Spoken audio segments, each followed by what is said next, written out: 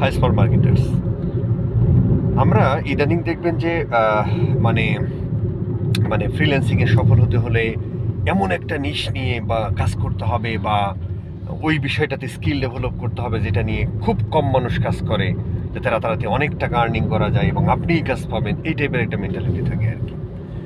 এবং দিন শেষে সেটাই খুঁজে খুঁজে বের করে, এবং যেটা অনেক কঠিন, হয়তো আপনার ভালোই লাগছে না কয়েকদিন কাজ করার পরে, ঠিক মানে এই জিনিসগুলো আমরা করি আর কি। হ্যাঁ, মানে আপনার সাথে যায় না।